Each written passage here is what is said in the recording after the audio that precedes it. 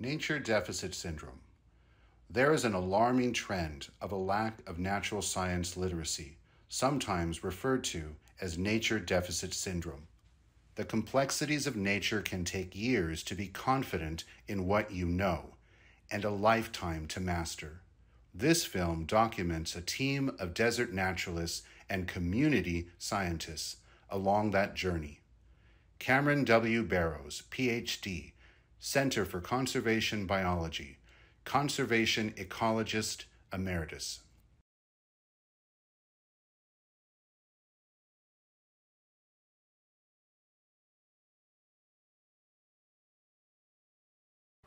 There's a whole scenario with his walking. So that's actually, they've got tiny little brains, but they've got to be able to control 8 legs independently.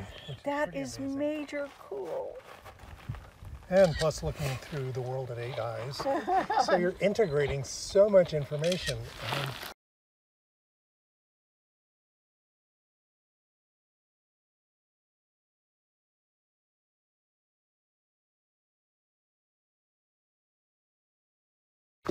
So in the desert, as opposed to a tropical forest or a wet deciduous forest, there's not as much photosynthesis that's going on.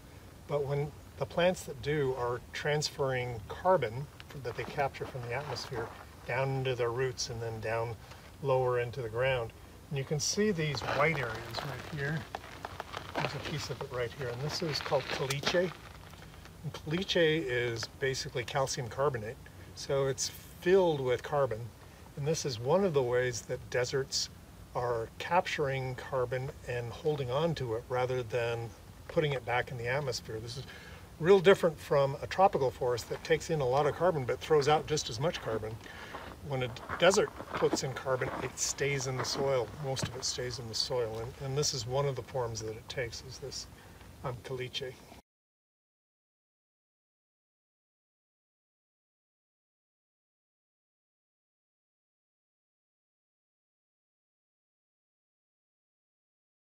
To the day after Thanksgiving, we're all up here to get rid of some calories. But more importantly, what we're out here to do is to survey vegetation and wildlife here on the Buhoff Trail. The Buhoff is one of the easternmost and lower elevation plots. And our real goal here is to detect if there is a signal from climate change that's happened so far, then to create a baseline so we can see what the effect of climate change is going forward. So we're going to go up the trail here. We're going to be sampling a couple of different plots along the way for vegetation. We're also going to be counting lizards on the way up and the way down. Compare that to the year before and the year before that, and get a chance to see what the trajectory of what's going on this site. And then compare that to some sites that are at higher elevations or further to the west where it's cooler and wetter. And by making those comparisons, we can at least give a very good idea as to what climate change is likely to look like as we go forward. So let's go up the trail.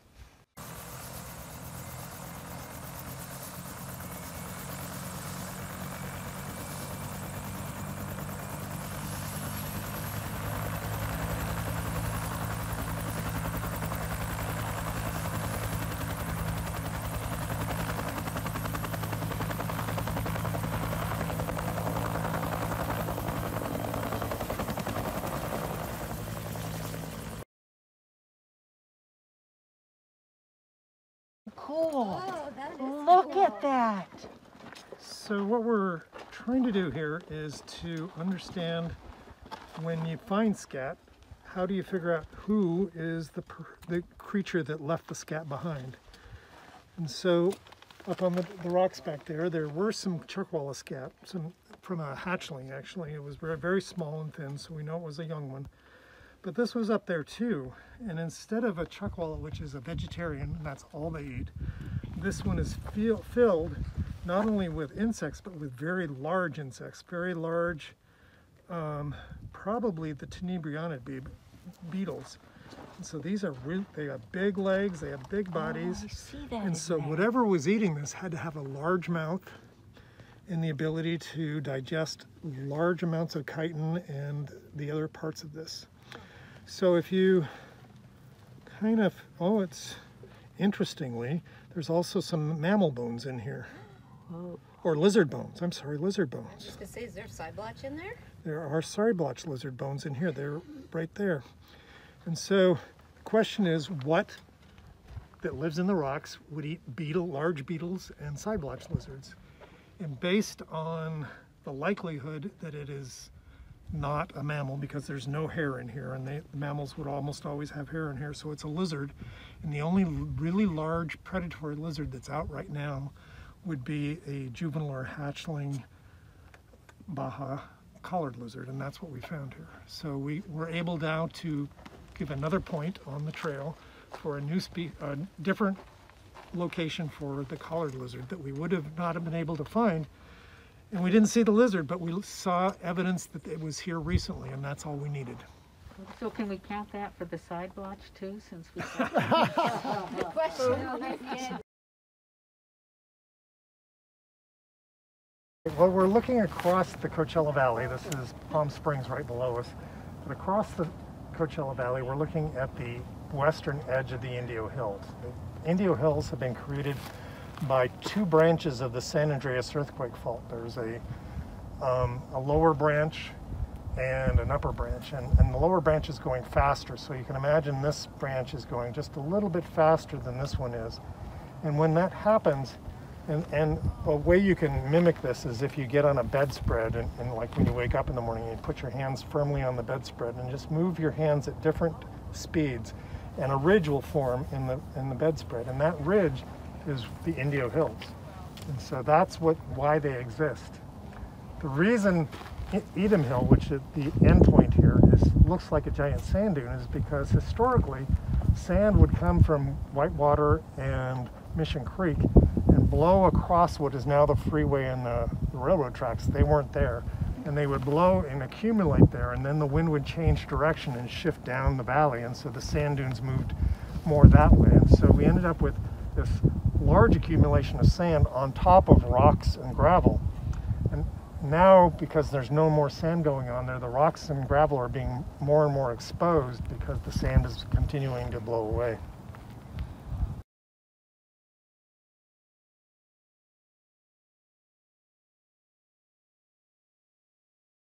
So we all know that this has already been a dry year. At least at the east end of the valley, we've had two storms that total about 1 millimeter or maybe a couple of hundredths of an inch. So the outlook for annuals for wildflowers isn't great. But, and this is the optimistic but, is that in 1993, I was out here doing similar things, same kind of year. It was dry as a bone until the end of February. The last week of February, it rained every day. The first week of March, it rained almost every day. And by halfway through March, we had the best wildflowers we'd ever seen, ever. And so those of us who were around in 1993 refer to that as the Miracle March.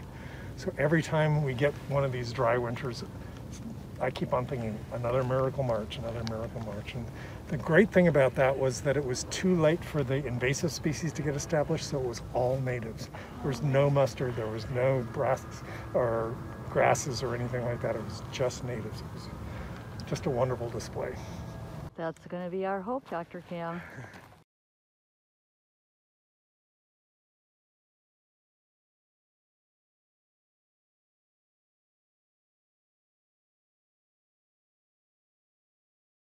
Are you going to tell me when? Oh, I see. We're going. Andiamo. There we go. Okay. Well, we're going to do our last of the low elevation trails today. This is the Art Smith Trail. It's a great trail that will take us up to about 700 meters elevation. Right now we're at 300 meters elevation, so it's about a 400 meter change there. We're going to go through a couple different palm oases. We're going to go all the way to the end and then start working our way back and hitting vegetation plots. What this is going to tell us is exactly how well this middle location in between the hotter, drier end in La Quinta and the cooler, wetter end in Palm Springs, how well this site is doing. So we're going to be looking at plants primarily, but we're also going to be looking for evidence of chuck wallows along the way. So come along and join us.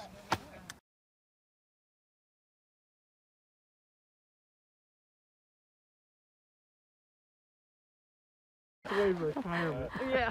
Andiamo. Okay, welcome. We're going to hike up Long Canyon this morning. This is the first for me and probably the first for several of you.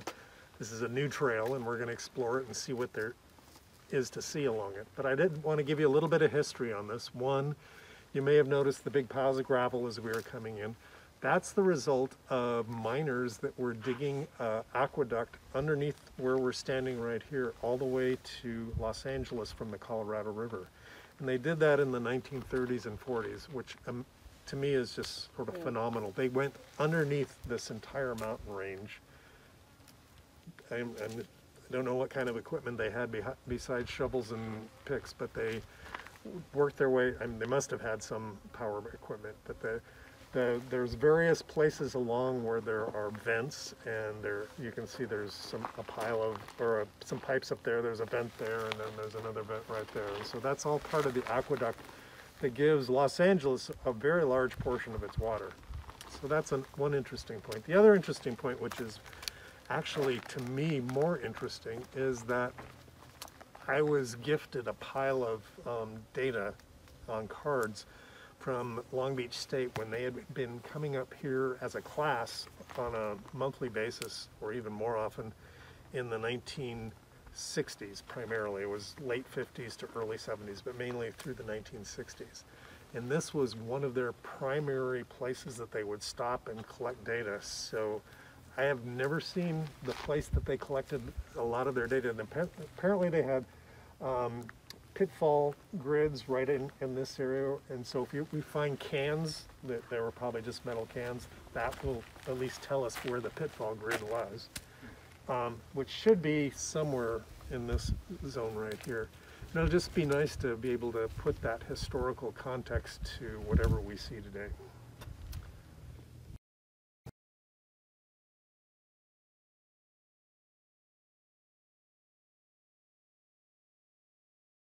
There you go. Oh. What kind of butterfly is that? It's a type of swallowtail, I believe.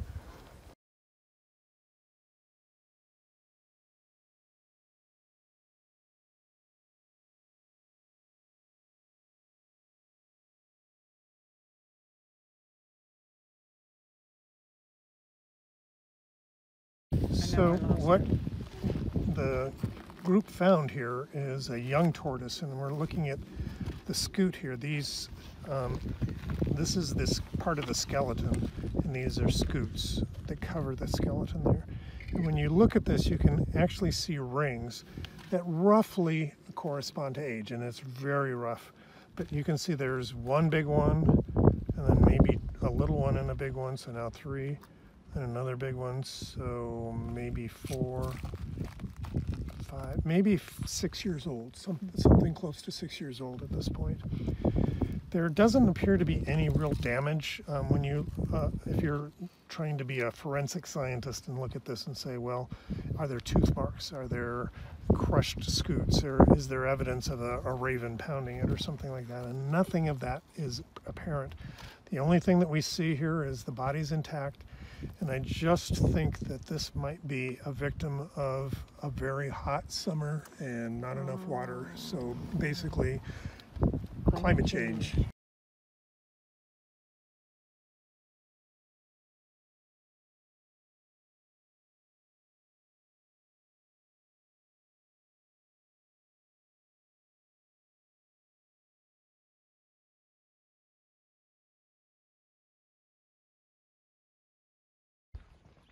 Andiamo. Hey Larry, we miss you. Get well quickly. It's not the same without you, Larry. Looking forward to having you join us. Get well soon, Larry. Awesome. The Scrub Jays miss you, Larry. Rock on.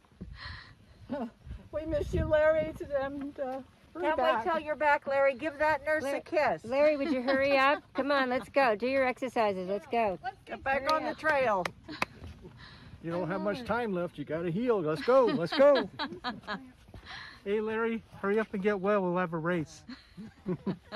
Seeing you soon. Hi Larry, this is Deb. I'm finally back. You need to be back too. Hey Larry, it's Pete. Get out of here, quick. Get well soon. Yeah, and this is Kristen. Get well, Larry. We missed you.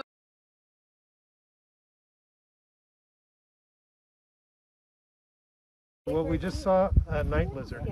There's a couple of interesting things about them. First, these guys are live bearers, and they don't really move very far. So they're probably, as a family group, in and amongst these dead yuccas and live yuccas that have probably been here for decades and decades and decades and decades. They're very slow moving, very reluctant to move outside of their family group. And there can be dozens if it's enough habitat in the family group. So that's one part of it. The other part of it is that the geneticists have been looking at this, and they found that what they call the Yucca Valley population, which is the one we're in now, is genetically distinct from everywhere else in the Mojave Desert. So if somebody wanted to pursue it, it's probably a species that is different from the one that is further up in the Mojave, and different from the one that's over on the other side in the Santa Rosa and San Jacinto Mountains. And so that one is referred to as the San Jacinto genetic type. This is called the Yucca Valley genetic type. They haven't officially called them species, but they are very distinct genetic types and could be considered species perhaps. So this could be the spider eye race? Could be spider eye. I like that name. That would be confusing though. So, cool little animal, and thanks to Spider we found it. Yay, spider. Welcome. I love these guys. San Jacinto type versus the Yucca Valley type.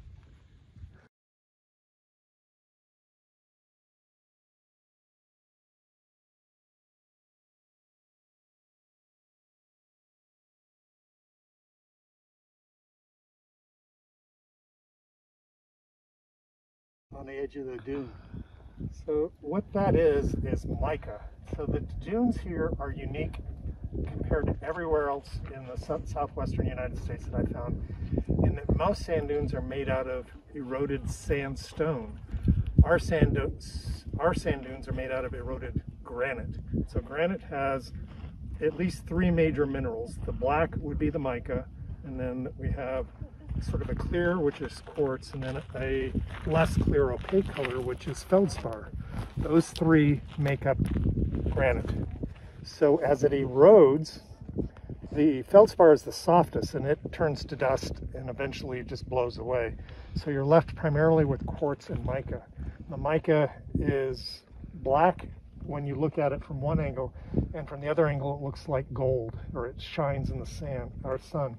And so what we're seeing there is just a layer of mica on top of otherwise a primarily quartz dune.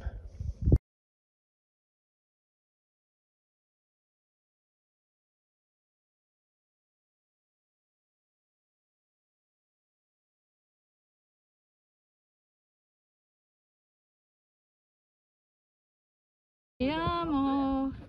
What did you find, Kathy? I found some benefact. Wow. So you can see the benefacts are rocks that have been shaped by the wind and sand. And so this is soft enough that when the sand blows through here, it's cutting away the softer parts and leaving the harder parts. Both of these are probably dolomite, which would have formed over in the San Jacinto Mountains or the Santa Rosa Mountains. There's dolomite in both areas, and eroded down and eventually uplifted here in the Indio Hills as a result of the faulting action of the San Andreas Fault. But you can just see this beautiful shaping going on here. They're just gorgeous. So how are they were laying in the sand with the... So you could imagine that that would have been sitting maybe like that. The wind is going to be coming from the west, hitting this and eroding it as it goes by. And so there's the most heavily eroded part would be facing west, and the least eroded one would have been facing east, because that's not where the wind comes from. Oh, interesting. But the wind wraps around. A little bit, yeah. Great find, Kathy. Thank you. Amazing.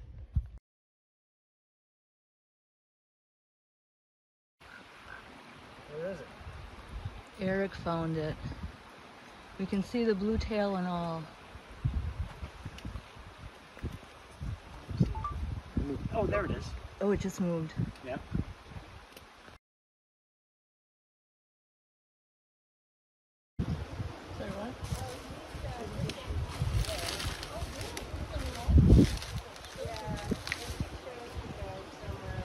Ah, Dr. Cam, I thought you'd do the log.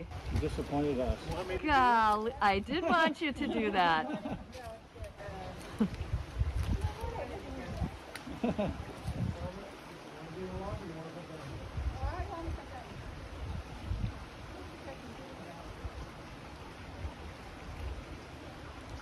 This is for Oliver, Jan.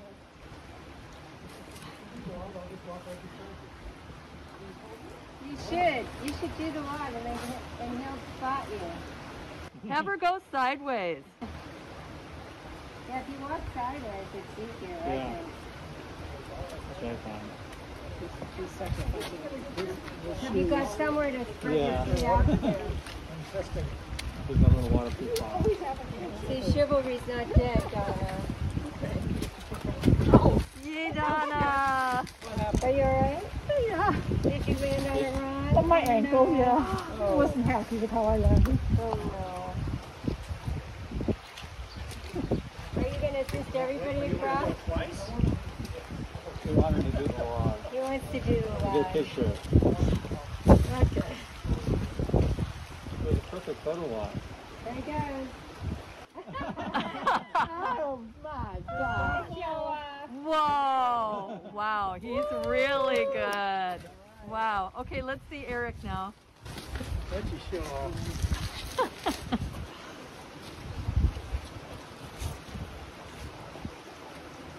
Where's Wiley going? The log's easier. I am very good yeah, at yeah. going through log. Hey, Wiley. Yay! Woo!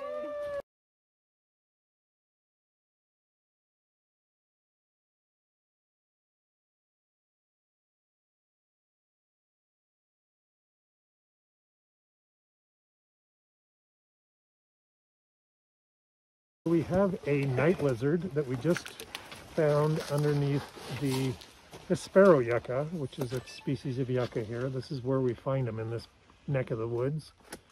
And there's a couple of interesting things about this. One is that genetically they are distinct from the ones over on the other side of the Coachella Valley. Nobody has officially called this a new species, but they call it a different clade, a different group genetic unit that they call the San Jacinto group, or clade. And that's different from the Yucca Valley one, which is what we saw when we were up in the Big Morongo Preserve a couple of weeks ago. This one does look different. You remember that one was real chocolatey brown. This one's got a lot of striping on his back, and kind of a greenish color as opposed to the chocolate brown that we saw before. And this is a juvenile. They tend to live in family groups, and you can have in as many as 4 or 5 or up to 10 of them living underneath a similar brush area. They don't move very far their entire life, and they are live bearing, which is often indicative of lizards that live in cold areas. We're in a cold area right now. They don't always live in cold areas, obviously, but they can, and certainly, you know, up where there's yuccas and so forth, that's often, at least in the wintertime, kind of very, very cold.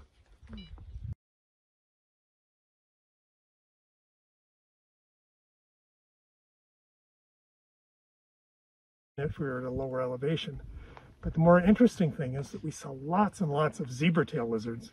And zebra-tail lizards are a low elevation species that looks like they're moving into this higher elevation zone as the climate gets warmer and drier. And they looked really healthy. We were some of the biggest zebra-tail lizards that I've seen in a long, long time. So that's one of the exciting finds of today. That, and we saw a couple of desert horn lizards, which also are right at their upper limits. And so these are species that are just edging themselves up into these higher elevations as long as there's a suitable habitat for them to stay ahead of the increasing heat and dryness below. That's great. Thank you, Dr. Cam.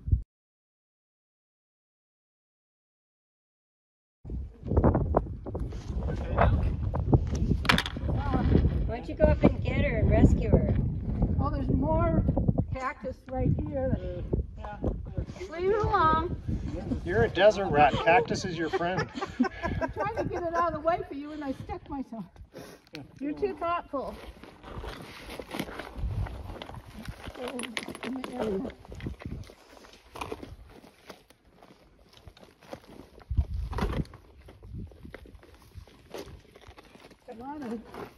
Hey, there's a butterfly too. This isn't Choya, it's another cactus.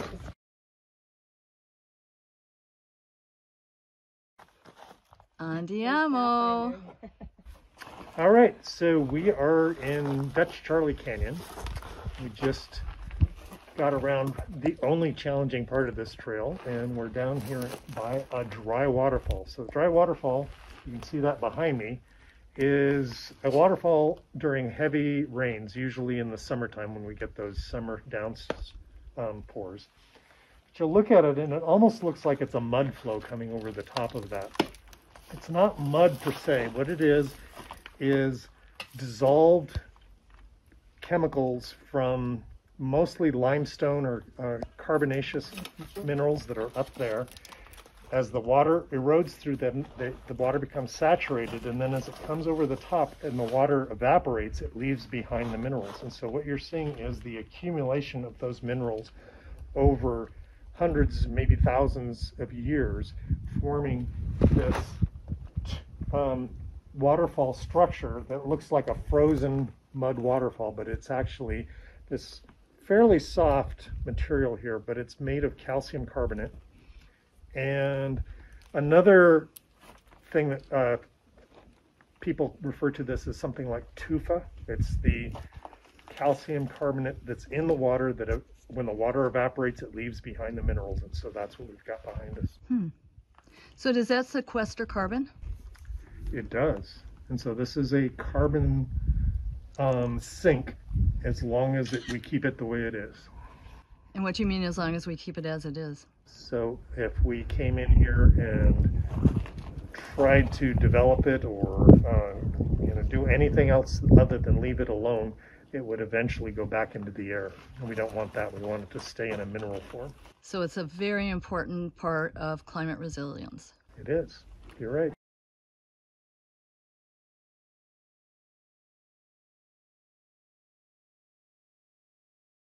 They're starting to, and I don't know if the leaf drops off and then you get a new leaf. I'm going to let you talk. So the blue leaves needles right here Right. would indicate Seedling. on most plants, most pinions, seedling.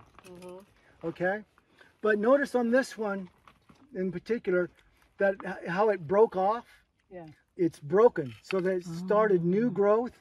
And when you get new growth down here, sometimes it starts off with the little blue needles. But up here, you see they're starting to elongate a little bit up here, even though they're still a little bit blue, but they're starting to elongate. So we're going to go with a sapling on this. And it also is a great indicator that if you look at the bark, how gnarly it is and old it is, and it's like you can tell that this plant has been here for a while. So we're going to go with sapling on this one. Even though the plant's been there for a while? Even the plant has been here for quite a while, and even though it has the blue leaves, it's not typical of a seedling where you have two little sprouts or three little sprouts coming up, and it's kind of a softer trunk on it, and it hasn't broken off. It's all new growth. That would be seedling. This we're going to say is a sapling. But it does not have any adult leaves per se. Per se, no. Okay. No, it is good, but it's growing into it.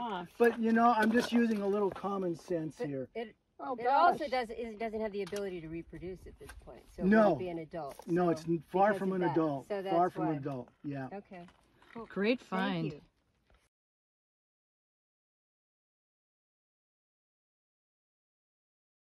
pinyon pines were over here, but now they're dead over here, but they're still alive over there. What caused that? Yes, so if you look at this, the slope behind us, which is a north-facing slope, is covered in oak and pinyons and junipers. But if you look behind me, which is the south-facing slope, it looks like we're down in the desert again. There's agaves and cactus and so forth and so on. If you look up on the ridges there, you can see where there used to be a pinyon up there. There's some dead oaks and some pinyons. So this is evidence, recent change of the type of plant community on the south-facing slope, which we think is due to climate change. It seems as if there's evidence that fire has come through here also. Probably not. Pinyons do not do well with fire, and I've heard as much as 700 years after a fire before a pinyon forest restores itself. So the fact that we've got pinyons in such good health on this side, it would suggest that there's not been a fire here in a very long time. And it's climate change instead. That would be the best explanation we have right now. And they're redeveloping, they're growing. I mean, yeah, so on this side we're getting reproduction and recruitment. On that side we're just getting mortality. Thank you.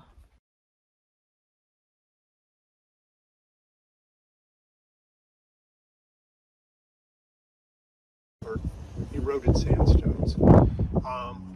Here it's granite, and it comes out of primarily Whitewater River or Mission Creek. Those are the two sources of sand. So you kind of think originally those were the sources of sand. The sand would be pouring down onto the valley floor, and then it would disperse across the valley in 100 square miles of sand dunes.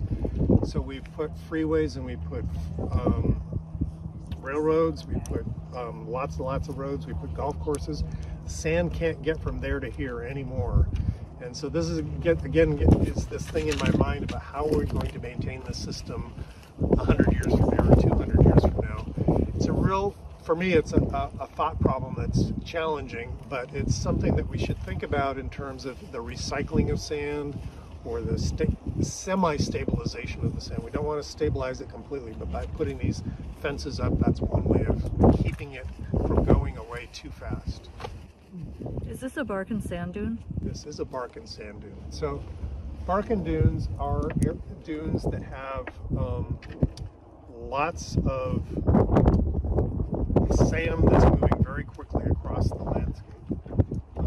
They tend to, and this one's not a great example, they tend to have arms on both sides that are extending out. So the shape is more like this, where this is the avalanche face right here. And as we walk through here, you'll see that more often, more clearly. This is the face. The other thing about avalanche faces, which is kind of an interesting, just a little factoid that you'll, at your next cocktail party, you can throw out there, is that this angle is the same for every sand dune in the world, because the angle is determined by the grain size of the sand, and the grain size, if it was too big, it wouldn't form a sand dune. If it was too, or if it's too small, it wouldn't form a sand dune. It's just the right size to form a sand dune. And it's the same thing all over the world.